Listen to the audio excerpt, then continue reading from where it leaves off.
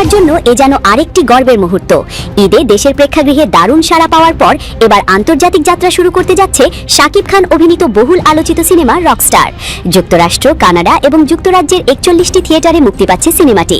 আগামী 5 জুন থেকে বিদেশের বড় বড় সিনেমা চেনে চাদর্শিত হবে রকস্টার।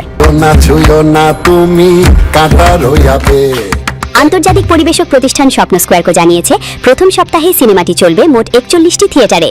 এর মধ্যে যুক্তরাষ্ট্র 30টি থিয়েটার, কানাডায় 7টি থিয়েটার, যুক্তরাজ্যে 4টি থিয়েটার প্রদর্শনের জন্য নির্ধারিত হয়েছে। শুধু তাই নয়, যুক্তরাষ্ট্রের জনপ্রিয় cinema chain AMC Theatres, Regal Cinemas, Cinemark এবং শোকেস সিনেমাজের স্ক্রিনেও দেখা যাবে সিনেমাটি। অন্যদিকে কানাডার সিনেপ্লেক্স এবং যুক্তরাজ্যের সিনেওয়ার্ল্ডের একাধিক স্ক্রিনেও মুক্তি পাচ্ছে রকস্টার।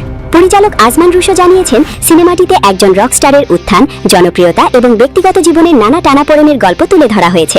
ঈদ উৎসবে দেশের দর্শকদের কাছ থেকে ইতিমধ্যে ইতিবাচক সাড়া পেয়েছে ছবিটি। এবার নির্মাতাদের আশা, প্রবাসী বাংলা ভাষাভাষী দর্শকদের কাছেও সমান জনপ্রিয়তা পাবে রকস্টার।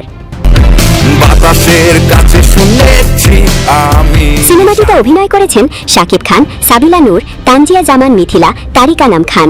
এছাড়াও রয়েছেন আরও অনেক জনপ্রিয় শিল্পী। বাংলাদেশের 103টি প্রেক্ষাগৃহে সফলভাবে চলার পর এখন বিশ্ব মঞ্চে পা রাখতে যাচ্ছে রকস্টার। আপনার কি মনে হয়, বিদেশের দর্শকদের মন জয় করতে পারবে শাকিব খানের এই সিনেমা?